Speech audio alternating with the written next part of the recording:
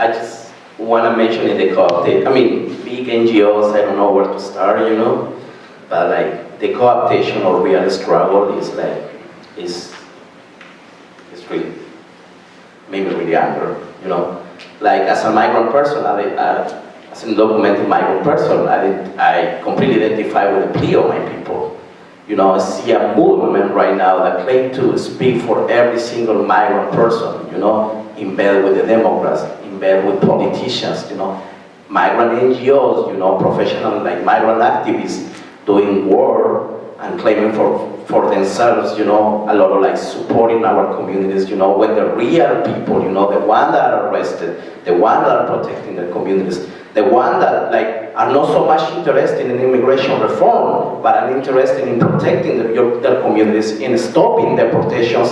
Nobody really see them, nobody really talk about them, nobody pay attention to them, but it's happening in every single city of this country.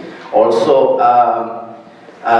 for a long time, if you are interested in climate justice, you know, we have a big talk about the Keystone XL pipeline, you know, and everybody was like, oh, we need to stop that shit, you know, that's not gonna pass, they're not gonna build it, you know, and it's always this narrative, you know, like, and all these big NGOs, the green ones, right, like Sierra Club and 350, saying like, oh, we're gonna stop that, you know. But you know what? A lot of people put in a lot of resources and support to these like big NGOs, you know. But like, you know what? At the end, they don't do anything. At the end, they're like whitewash, greenwash, or whatever color wash you wanna name it, you know.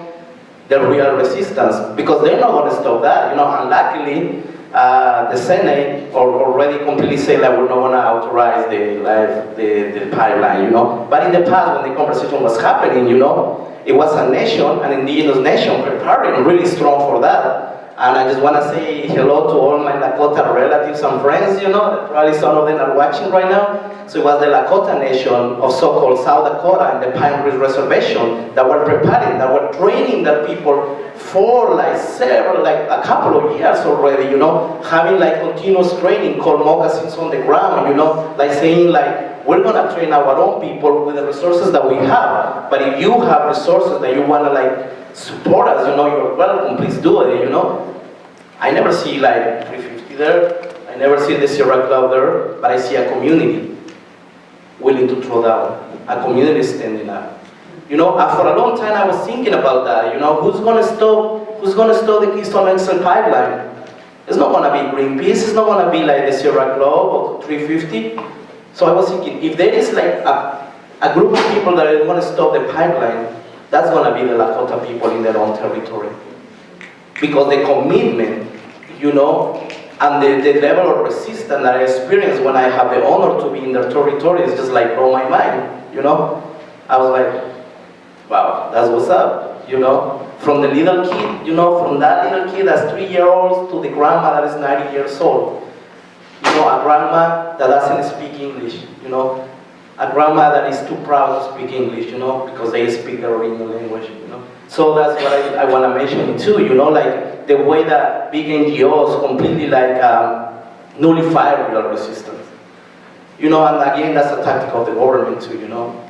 There is no surprise, like a lot of these like big organizations, you know, big NGOs are funded by what? Chevron, Shell, you know, and if it's like the migrant struggle movement, the Democrats, you know, it doesn't surprise me at all, you know. It's a way to control also the people, to nullify real resistance, and to change the narrative of what is a struggle and what is resistance to.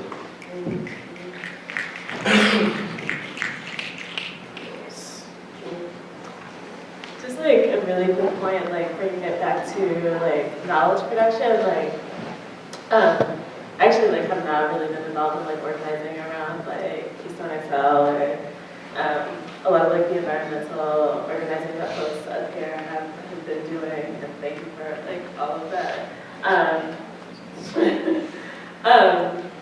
But like on the way up here this morning, I was on a train that still had like ads for the climate march up, and like one of them said like, go to brunch, walk the dog, change history or something like that. And like the entire train is like plastered with these ads, and they all say, or like in fine print, like funded by like small individual contributions from like abaz.org.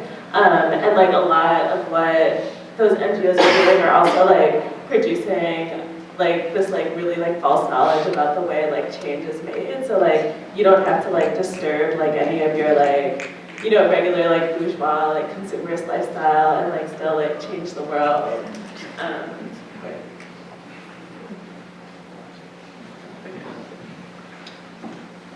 So I, like some of the others up here, have been engaged in a number of different organizing projects or whatever you want to call it to stop infrastructure and projects that are coming from the extractive industry.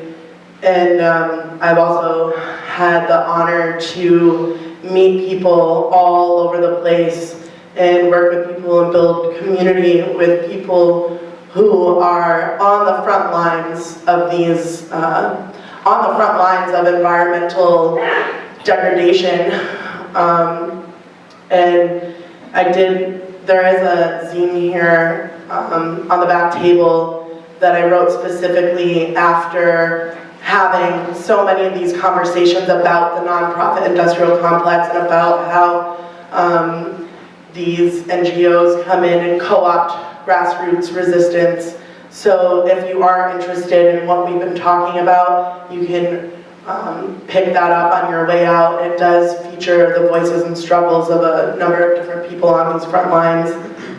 And then really quick before we move into the Q&A, I also just want to mention that, you know, these NGOs don't just co-opt green organizing or organizing around environmental justice, right, either. That they co-opt organizing every kind of organizing, and I know there's a lot of movement on the campus right now around BDS, and NGOs are involved in controlling a lot of the narrative that comes out for what's going on in occupied Palestine.